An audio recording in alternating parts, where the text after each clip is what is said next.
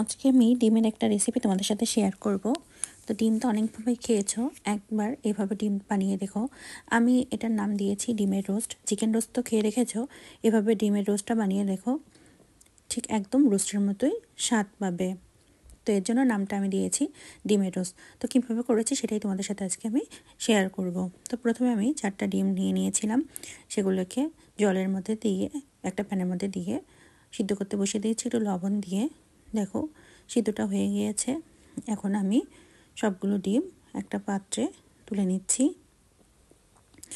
এবার ডিমগুলোকে ঠান্ডা জল দিয়ে ধুয়ে একটু ঠান্ডা করে তারপরে আমি ডিমগুলোর খোসাগুলো ছাড়িয়ে নেব।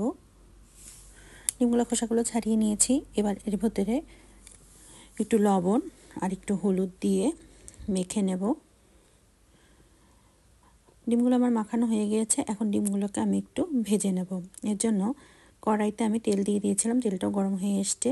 এখন আমি সবগুলো ডিম দিয়ে দিয়েছি। এবার ডিমগুলোকে আমি বেশ ভালোভাবে একটু ভেজে নেব। খুব কড়া করে ভাজবো না, এরকম হালকা করে ভেজে তারপরে আমি ডিমগুলোকে তুলে নেব। এবার আমি ডিম ভাজার ওই তেলেই পেঁয়াজ কুচি দিয়ে দেব। এখানে আমি হাফ কাপের মতো পেঁয়াজ কুচি নিয়েছিলাম, যেহেতু ডিম পরিমাণ অল্প ছিল তাই কমই পেঁয়াজ নিয়েছি। পেঁয়াজগুলোকে আমি বেরেস্তা করে নেব। এর জন্য ক্রমাগত নেড়ে চেড়ে এরকম লাল লাল যখন হয়ে আসবে তখন আমি তুলে নেব। এবার কড়াইতে যে তেলটা আছে সেই তেলেই আমি রান্নাটা কমপ্লিট করব। এর ভিতরে আমি গোটা গরম মশলা দিয়ে দিয়েছিলাম, তার ভিতরে আমি পেঁয়াজ কুচি দিয়ে দিয়েছি। পেঁয়াজগুলো একটু নরম করে নেব, এর জন্য ক্রমাগত নাড়তে থাকবো। পেঁয়াজটা যখন নরম হয়ে আসবে তখন এর ভিতরে আমি পেঁয়াজ আর কাঁচা লঙ্কার একটা পেস্ট রেডি করে রেখেছিলাম, সেই পেস্টটাই দিয়ে দিলাম। একটু নাড়াচাড়া করে নিলাম। এর ভিতরে আমি আদা এবং রসুন বাটাও দিয়ে দিলাম। দিয়ে এবার পেঁয়াজ বাটার সাথে খুব ভালোভাবে এগুলো মিক্স করে নিচ্ছি। এবার আমি স্বাদ মতো লবণ দিয়েছি হলুদ গুঁড়ো, জিরার গুঁড়ো আর লঙ্কার গুঁড়ো দিয়ে আবারও খুব ভালোভাবে মশলার সাথে আমি মিক্স করে নেব। মানে মশলাটা আমি কষিয়ে নেব। যখন মশলাটা কষে এরকম তেল ছেড়ে দেবে তখন এর ভিতরে আমি ভেজে রাখা ডিমগুলো দিয়ে দেব।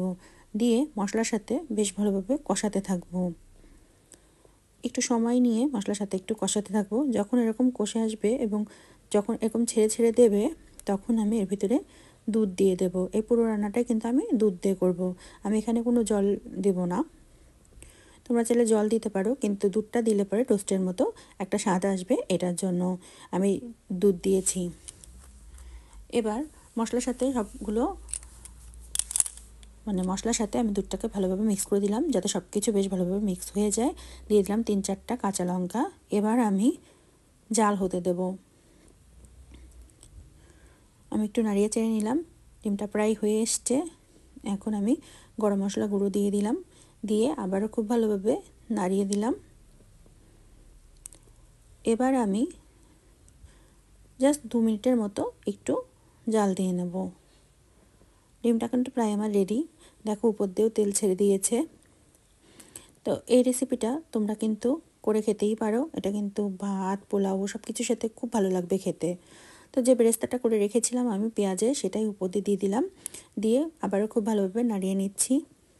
পেঁয়াজ বেরেস্তার জন্য কিন্তু ফ্লেভারটা একটু অন্যরকম আসে, খুব ভালো একটা ফ্লেভার আসে, খেতে কিন্তু খুব ভালো লাগে। তোমরা বাড়িতে একটাবার ট্রাই করে দেখতে পারো, দেখবে একদম রোস্টের মতো স্বাদ পাবে। তার জন্যই আমি এটার নাম বলেছি ডিমের রোস্ট। যাই হোক, আমি এবার ডিমটাকে পরিবেশন করে নেব। তো আমার রেসিপিগুলো যদি তোমাদের ভালো লেগে থাকে তাহলে তোমাদের কাছে অনুরোধ রইল আমার চ্যানেলটিকে সাবস্ক্রাইব করে আমার পাশে থাকার জন্য।